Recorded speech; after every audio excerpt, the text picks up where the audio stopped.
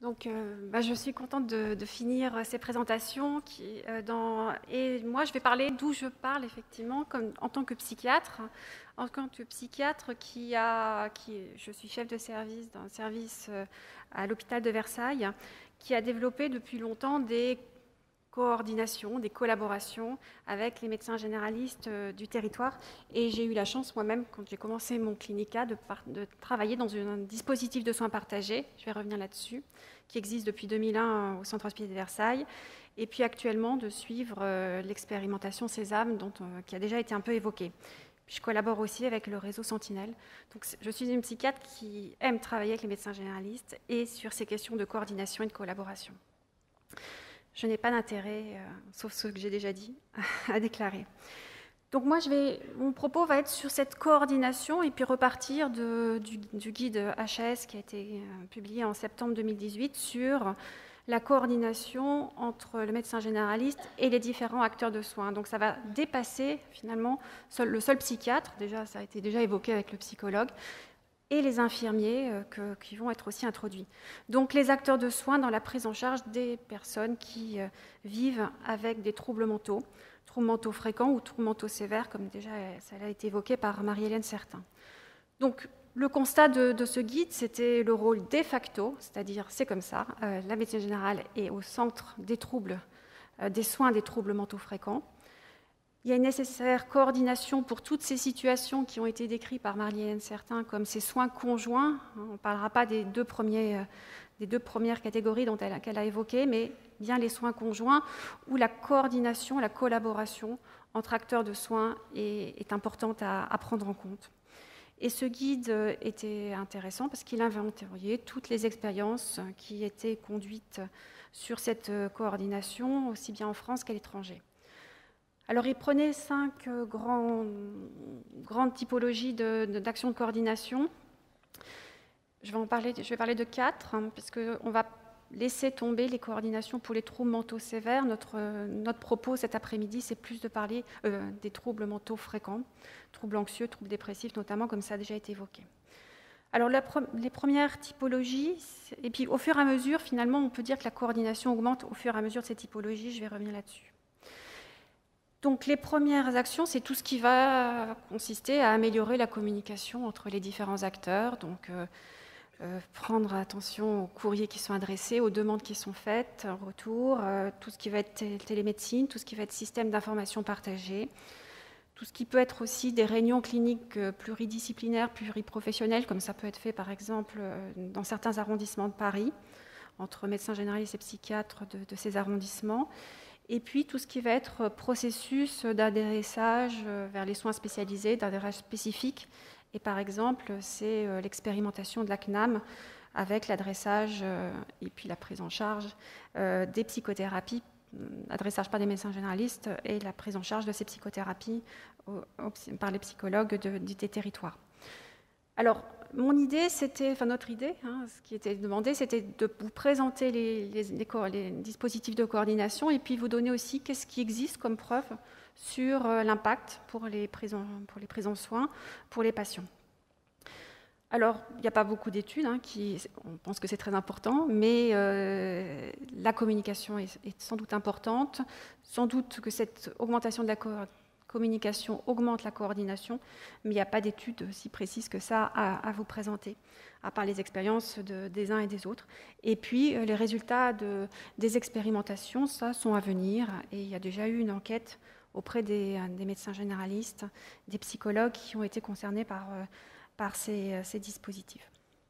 Mais pour l'instant, les résultats, je crois, vont bientôt être publiés, enfin, présentés dans des congrès.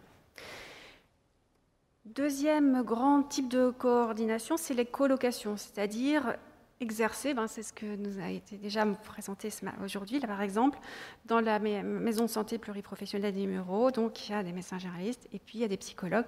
Donc cet exercice dans un même lieu, avec au moins 2 praticiens ou professionnels de santé. Alors soit par exemple, il y a une maison de santé pluriprofessionnelle à Saint-Nazaire où il y a un psychiatre travaille dans une MSP, ou psychologue pluriprofessionnel, infirmier, masseur, etc., sage-femme. Sur les éléments un petit peu d'évaluation de ce que ça permet, ces colocations, ces exercices. Alors clairement, ça favorise la coordination, la collaboration, ça favorise de réduire la stigmatisation et probablement l'accès à des soins spécialisés et des liens. Ça paraît assez évident. Après, il a été aussi montré que finalement l'exercice dans un même lieu ne garantit pas la coordination et pas forcément le travail en commun parce que du fait notamment des listes d'attente et des manques de disponibilité des psychiatres, des psychologues qui souvent ne peuvent pas répondre à toutes les demandes.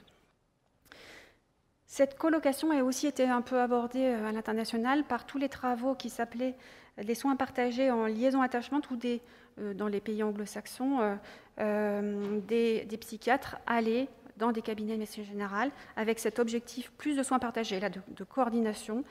Et il y a des données sur une augmentation de la satisfaction des professionnels, aussi bien médecins généralistes que psychiatres, de l'observance pour les patients, d'accès aux soins et une diminution des adressages à l'hôpital et une modification des critères d'adressage. Ça, c'était très très net. Clairement, quand on se connaît, on s'adresse différemment les patients.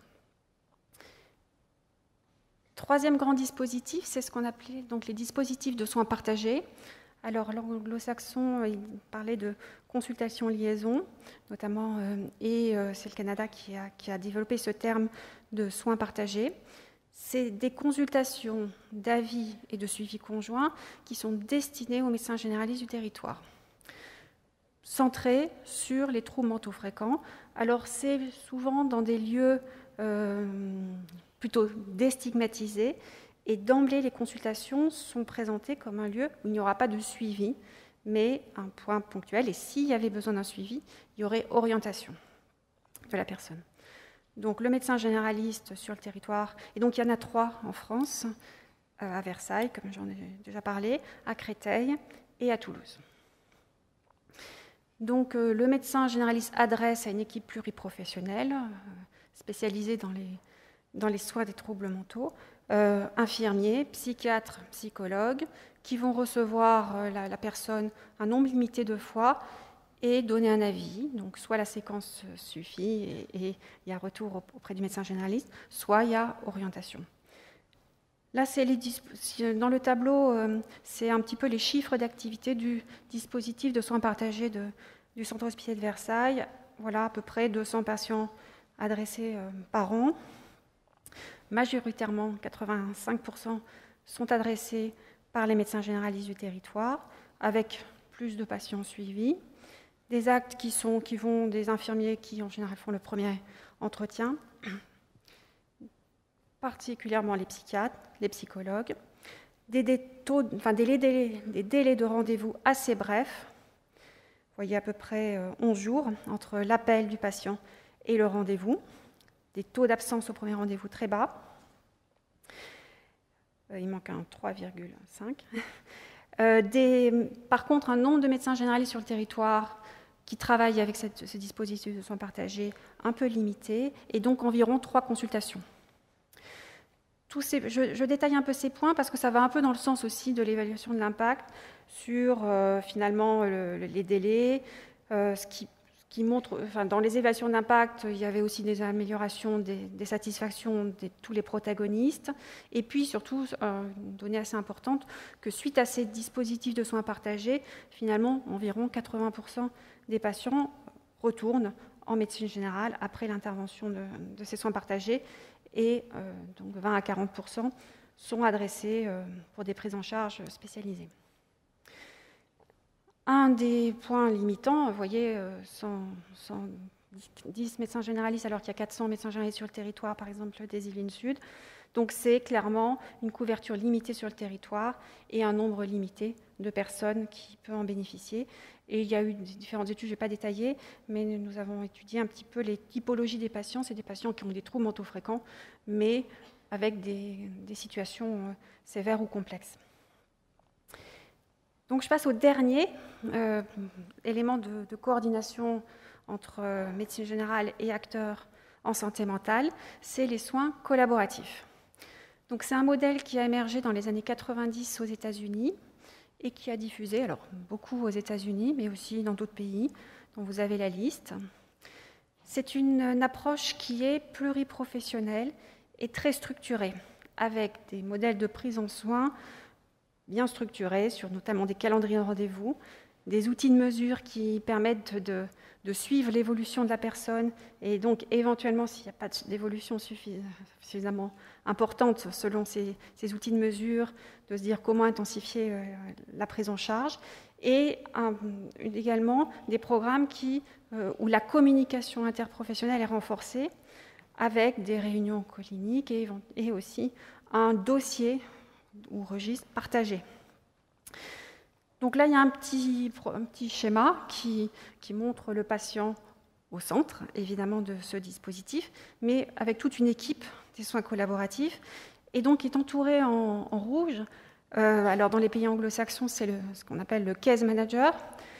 Nous, on va le décliner, je vais en parler un petit peu plus tard dans l'expérimentation qui est faite en France, avec un infirmier coordinateur. C'est un infirmier qui occupe cette place de case manager. Et puis, autour du patient, il y a le médecin généraliste qui est la porte d'entrée dans le dispositif. Il y a le psychiatre référent qui en soutient. Il y a le psychologue aussi à qui le patient peut être adressé.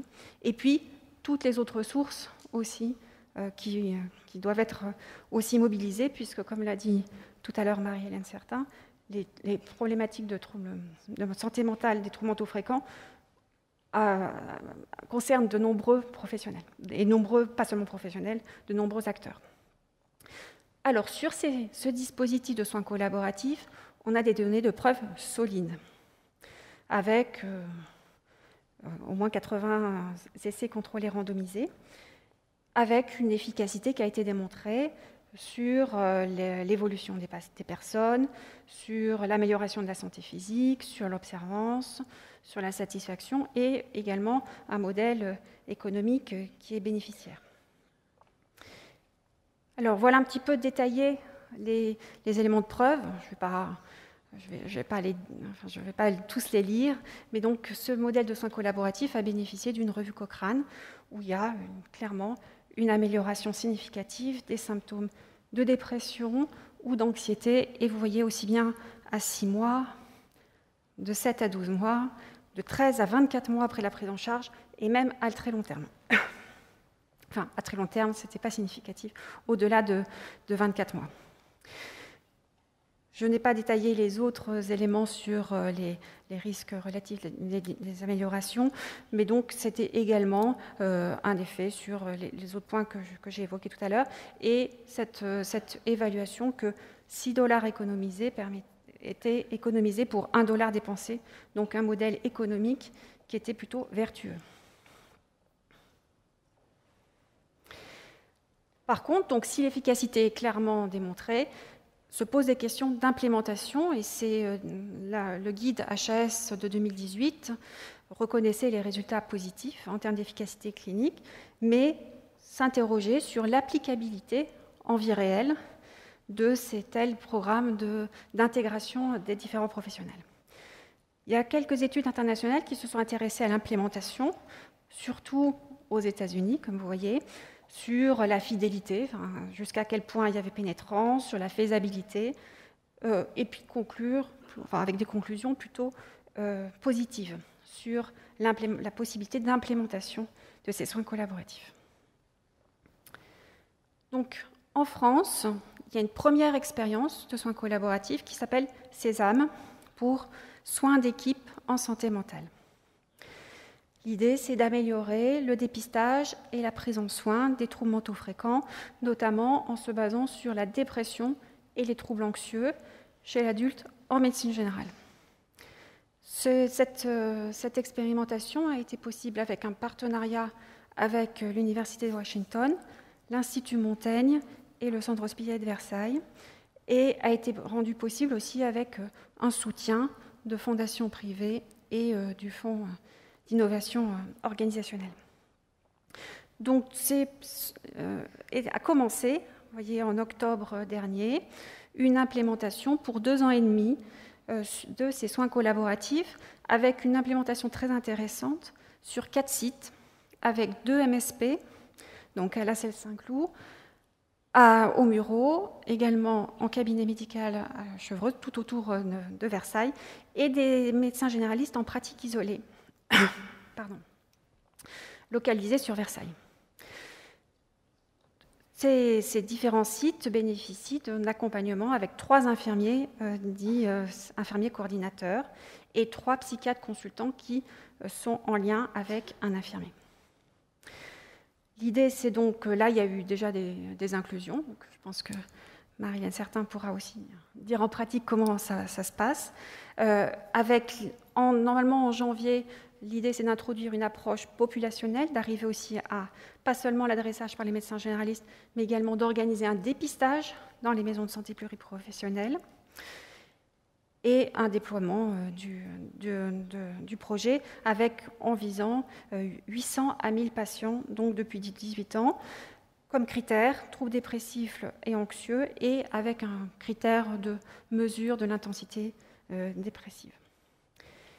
Et nous allons aussi associer à cette expérimentation un programme de recherche sur l'implémentation. On ne veut pas démontrer l'efficacité, mais toutes ces questions d'implémentation, jusqu'à quel point c'est faisable, jusqu'à quel point on a une adoption du modèle qui a été déterminé aux États-Unis ou une transformation, jusqu'à quel point les pratiques professionnelles sont modifiées, le coût et l'acceptabilité par les personnes, les patients, les familles, etc. Et on voudrait arriver un petit peu à comparer les implémentations dans ces 4 sites et en les comparant aux implémentations démontrées ailleurs.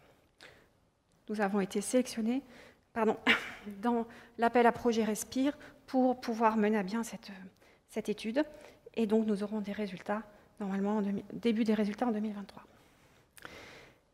Voilà, donc j'espère que je vous ai démontré, que je vous ai convaincu de l'importance des dispositifs de coordination entre médecine générale et soins spécialisés, avec l'intérêt de suivre différents métiers, y compris ces infirmiers Sésame, avec l'expérimentation Sésame. Je vous remercie de votre attention.